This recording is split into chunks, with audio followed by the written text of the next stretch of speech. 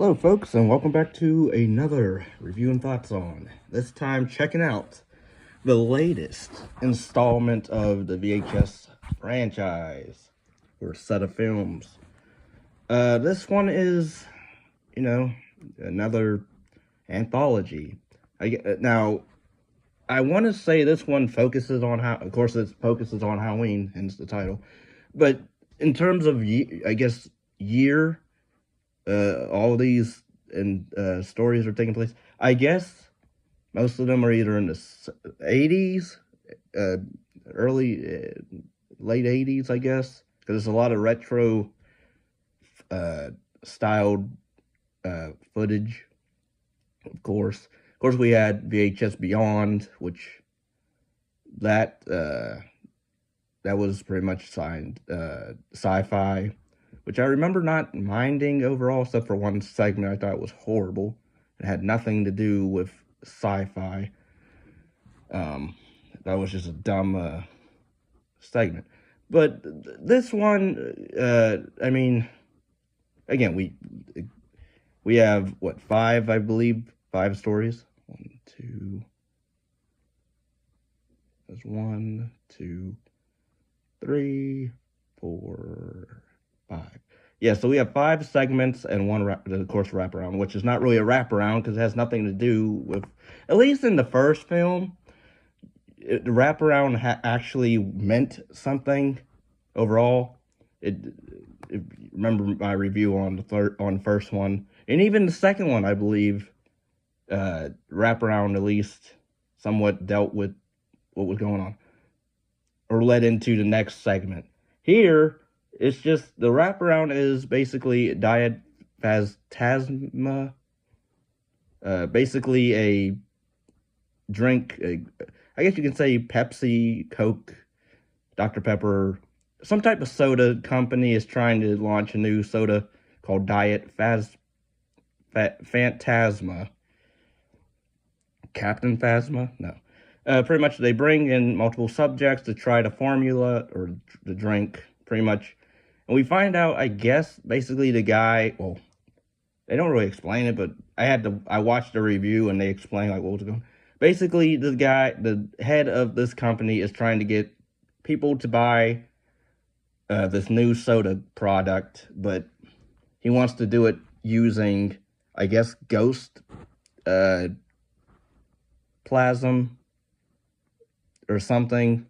Something in the drinks pretty much affects people and possesses them to want to buy more of it, but he can't get the formula completely right. And pretty much this wraparound is basically him going through different subjects to get the right amount of the soda product to get the person to, without dying, he wants them to be possessed in order to buy the product and consume it more and more and more, want to buy more and more, basically. And I guess they all die by the end, I guess you can say, because stuff goes pretty crazy at the end. But of course, they don't show it. But basically, I guess they all die. But the first segment is called Coochie Coochie Coo, which is directed and written by Anna, I don't know how to say her last name, but I thought she did pretty good for, this little segment. I mean, I don't know if it was this one at least does have a theme, I guess you can say, of motherhood, the terrors of motherhood, I would say. Because it deals with Lacey and Kaylee, I guess, I believe Kaylee or Kyla. I don't know how to say the other character's name. But 2 high school girls, pretty much, they want to go out for their last hurrah trick-or-treating. So they go around the neighborhood pranking people, stealing candy. And pretty much they go to this one house where stuff happens where they regret doing that. And the one chick, I can't remember which one, but well, they're both attractive, really, but the one that I was real more into, the more attractive one, I guess the long-haired one, I'll say. The long-haired girl, um, pretty much she thinks it's all prank. It's a haunted house, she thinks, so she goes in. Of course, baiting her friend to go in, so then they get trapped and stuff happens to where weird stuff's happening and they automatically. I did like some of what was going on in terms of, you know, the presentation of they go to this house, weird stuff starts to happen. They see a woman with a candy basket dressed in old times clothing. And again, they don't really spell it out of what is the whole lore of this, but they do say like bits of like, I guess pretty much a legend of the town is a entity called the Mommy, which you know is actually a real thing. But okay, pretty much the Mommy during Halloween season will, I guess, pretty much people who. So she's sort of like a female adult Sam, because what she does is she takes people it's, disrespecting Halloween or too old, I guess, for Halloween. So she kidnaps them and not really turns them physically into babies, but mentally she, messes you up to where she genjutsus you into a baby mindset, I guess you can say. It also gave me flashbacks to Barbarian, if anybody remembers that film, where that dealt with a woman, that dealt with a woman who was basically raising adult people to be her babies.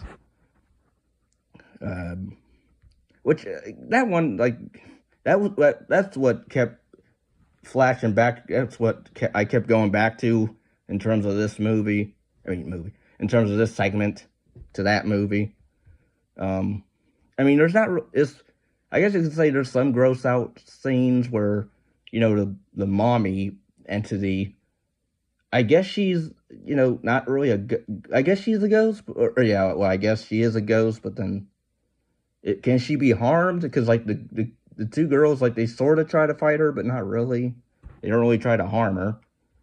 The thing all they do is really run away most of the time, and a lot of screaming, of course. And even, like, I will say a lot of these segments, aside from the final one, end in stupid downbeat endings, which a lot of them don't need to be that way. At least in, again, VHS, Viral, the skateboarder one, at least that one, the two guys got away and they lived to see another day. Here, nope. The two girls get genjutsu'd into Lullaby, and they become part of the Mommy family. But yeah, there is some gross out stuff in terms of like this breastfeeding pump thing with 6 pump thingies. And then, of course, when we see the Mommy entity, she has multiple boobs. Which, that's not really hot to me, but okay. I like to know who, whatever. Anyway, we're going to go to the next segment. The first segment is just okay. I thought it was fine for what it was. It wasn't bad. I would say it's one of the better ones in this one. The second one is, I don't know how to pronounce that name of it, but pretty much it translates to As Above, So Below, which is also another lost footage film, which I like. I think that's an underrated lost footage film. That one also is one that people survive at the end. Spoilers. But at least that one, people survive, and you have likable, it was an interesting Laura Tomb Raider supernatural, spin on Tomb Raider. But here, pretty much, it deals with this guy who is questioned by the police of him being the survivor of a mass murder at a party. And pretty much, they want to take him back to the site of where it happens because they don't believe he actually did it alone. It's not possible for him to have done what he did. So they want to take him back to the scene. And this one, I mean, it did again. It does. It's directed and written by the guy it did, or I guess the people it did. Um, well, I guess it's written and co-written by um, the guy that did the Wreck films. I don't know if he did all of them, but I guess he did the first one anyway. I never seen any of them.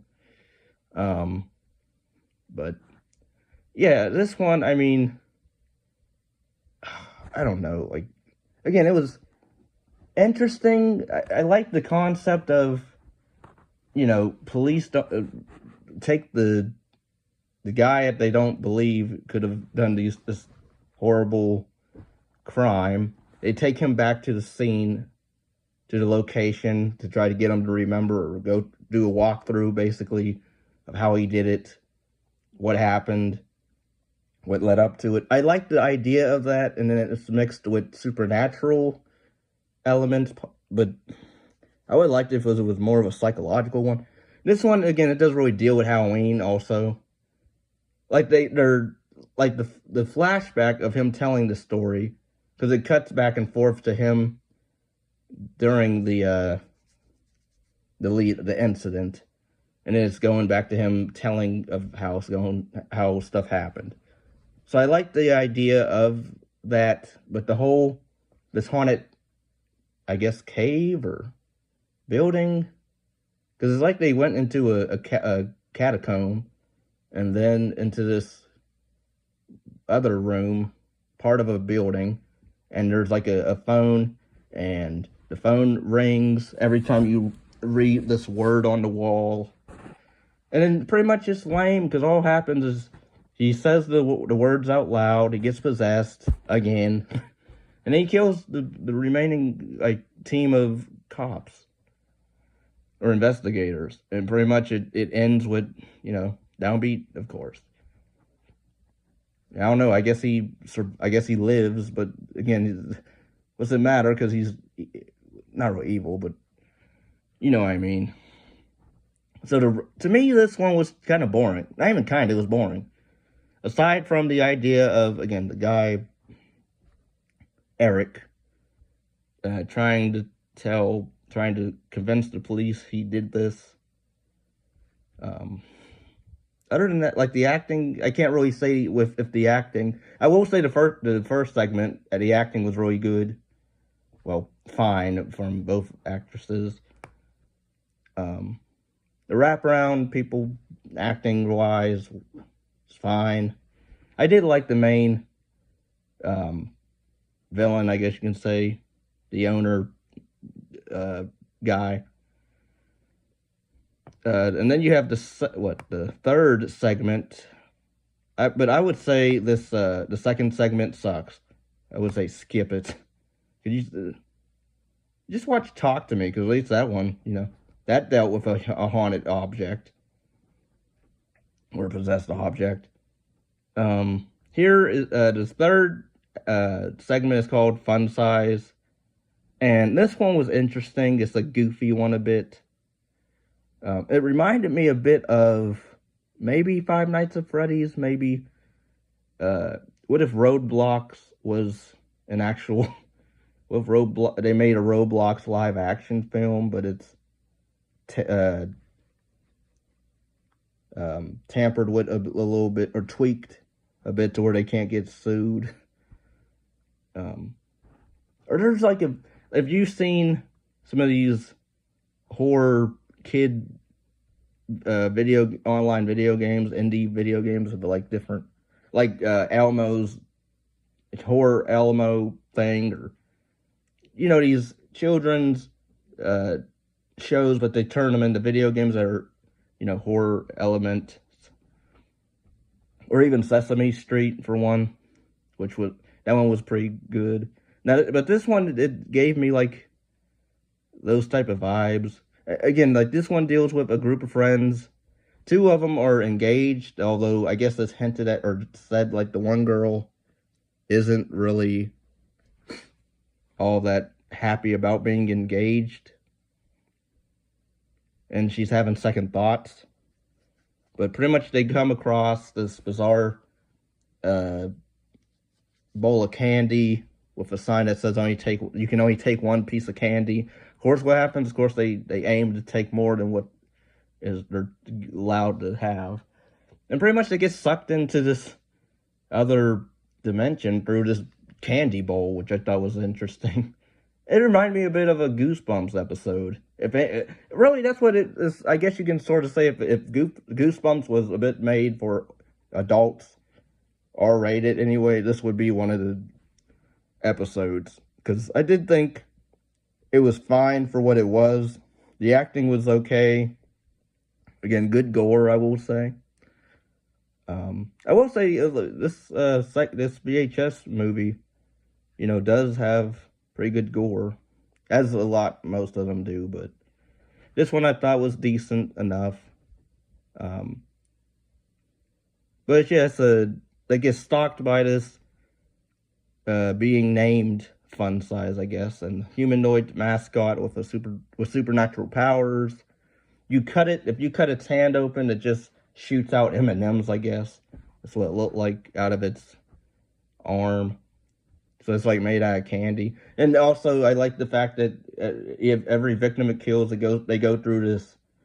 They take the person and put them on this machine thing, and it reminded me of like the Child's Play 2. Or no, think of like Willy Wonka. It's like an evil version of Willy Wonka if he wasn't human, but he was like a mascot with a giant, I guess cherry head, with a crown and a suit. But pretty much, it's like a workshop or a candy factory basically, but it's made out of people parts, which I thought was pretty cool and funny with the dialogue. Oh my god, I think this is his balls. Because even like they do a thing where the guy, because they even mention like this one piece of candy is shaped like a dick, and the guy eats it, and of course the white cream comes out, of course, and he's like, it's sweet, must be dark cinnamon or so, whatever he said. I'm like, what? How you know? Okay. Anyway.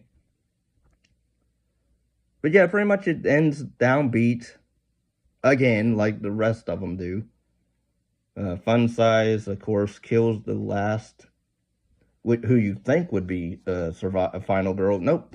She runs into him, and he just, I guess, squashes her head like a watermelon. And then it cuts to a family of 3. A mother and 2 children go to Fun Size's bowl, and the son admits that he took 2 from the bowl, and pretty much the bowl comes to life and attacks their mom, and I guess them. So he doesn't shy away from going after kids either. Which, I will say, the next story is pretty, a lot of people are very uncomfortable with this next one, because like you go from like a goofy idea, which I thought was kind of a fun idea. This one, kid print. Oh, I forgot. Fun Size is directed and written by Casper Kelly. Now the next segment, the 4th one I believe, is written and directed by Alex Ross Perry, and pretty much it deals with this guy Tim, who runs a video store where he does kid prints of video documentaries that can be used to help search for missing children. And you're led to believe there's some off about this guy, because he's always recording people, and it seems like mostly kids. But I did kind of like the idea of, it's not him, it's actually his work buddy that works in the back, who seems normal at first, and then you find out, oh no, he's actually the culprit. Bruce Dittman, or however you say his last name. But pretty much it cuts the different kids being tortured or begging to be let go. But yeah, pretty much the segment it was okay for what I mean. The idea of this guy, this Tim Family Guy, you're led to believe like he might be in on it because it's his building, it's his store. He's back there with all these tapes of different. Again, even the sentence of oh yeah, this guy Tim I know he owns a store with tapes of children that he films. I'm like, what? No. I like even the idea of okay, this guy wants to, you know, protect his neighborhood by, doing making these little video documentary promo things of missing kids and being able to try to help find them, I guess. But like the fact that and then by the end, like he's villainized because the real killer gets away with it, and you know, two of the kids that were there, or teens, I guess you can say, that were tortured, they think he's involved as well because it's his store. So then they start stabbing him, even though the guy, like, whatever. But I didn't like that. And then the two teens die because they're stupid because I'm gonna drop the knife, drop the weapon, and just limp on out of here. Even though this big Bruce guy is way bigger than me, and they don't have a weapon. But yeah, then we just hear them screaming off camera, and then it cuts to interviews of, oh, I can't believe that Tim guy was the killer all along, and so yeah, I didn't like. I thought that sucked. That would have been cool if he was able to if he was able to get the kids that survived. That would have been cool if he teamed up with them and tried to get them out of there. But nope. So yeah, the acting in that was fine. But again, I like the idea, the concept anyway. The execution out of overall, I'm mixed on. Now, directed and written by, I don't know how to say, it's Pitt Norman and R.H. Norman. So I guess a duo here. Pretty much the final segment deals with Keith, who has set up his own haunted house with his wife Nancy and son Zach. Now, funny enough, I did not realize the son. I thought he had two sons because the way it was shot, because it says 70s or 1977, and then it has footage of this younger kid with him painting, and then it cuts to him, the dad, talking to another kid who I thought was the older brother, but no, it's actually the kid that's just a teenager, I guess, older now. So it took me halfway through, oh no, that's the same kid, but he's just older. Because he had the same hairstyle, I think, too. But pretty much, Zach, pretty much he's a teenager now. He no longer wants to participate in the tradition. He gets teased at school. It's said dropped in. Pretty much, Keith sneaks into the back of an old, I forget what they're called, antique store, and pretty much he finds this record called Halloween Horrors, which is like an album that calls upon evil spirits of whatever. Pretty much it causes this Halloween, how everything in the haunted house become real. So witches, mannequins of witches, they become real. Executioner statues, they become real. You get the gist. We also have is it? I forget his name. How do you say his name? Baker. He is Rick Baker, who did special effects. He has a little cameo in this where he plays a pretty sarcastic, hateful. I wouldn't really say hateful neighbor, but he's a very pain in the rear end in terms of, oh, that's a fake. This is a stupid haunted house. I don't even know why I'm here. But then he's like, even his wife is like, why are we here? He's like, I just want to point out to Keith that everything I hate in his haunted house, I hate. I hate everything in his haunted house. and want to tell him that the whole way through. But it sort of harkened back to the first VHS last segment where stuff just they go in this house, it becomes possessed, and stuff just happens throughout. At least in this one, well, I guess you can say the town's gonna be scarred and ruined because even the entrance of the haunted house, the giant mouth creature thing has hands, and I guess it's gonna come to life as well. And pretty much the witch is just flying off in the neighborhood, killing children left and right. They're trick or treating. Zach and Nancy manage to survive and escape outside the house. I don't remember the dad dying.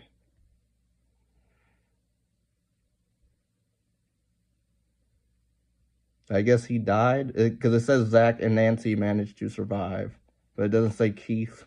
I can't remember. It seemed like he didn't die, but I guess maybe he did off screen. But pretty much the witch, yeah, just flies around at the end and kills a few kids.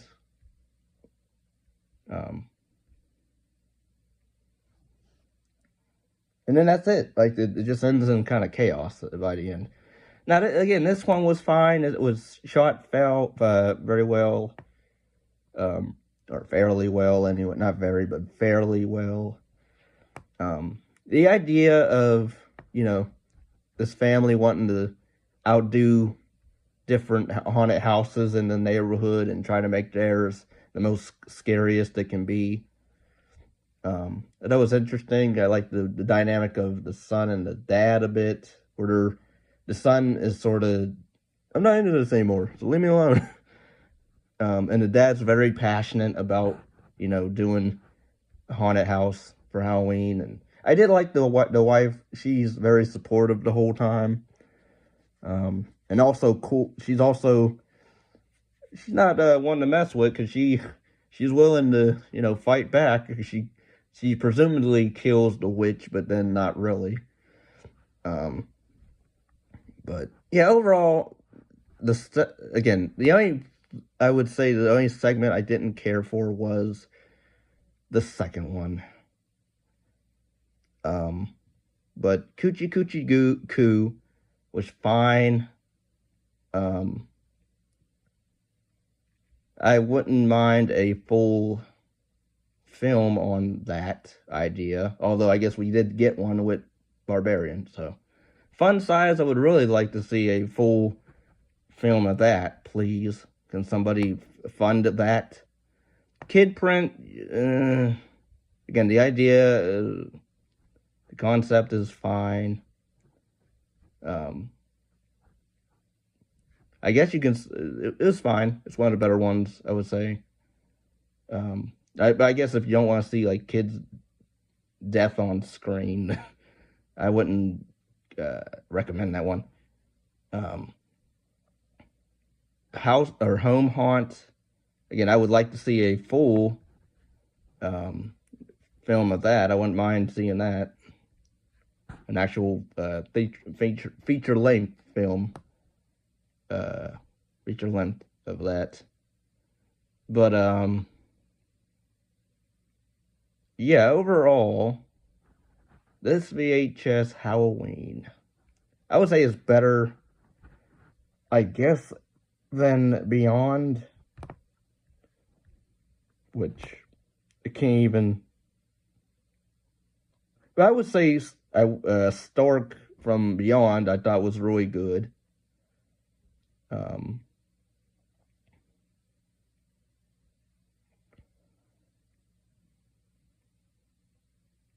And then Stowaway was fine. So really only two segments I actually liked, I think, from that. Aside from maybe Dream Girl, but then even that I'm having issues with. But yeah, a lot of these VHS ones I'm not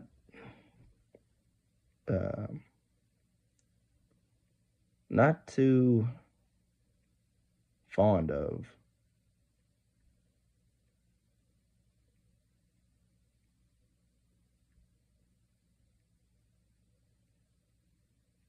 But yeah, overall, let me know in the comments what your favorite segment was, and what is your favorite VHS installment? Is it the first two? Is it, these later ones?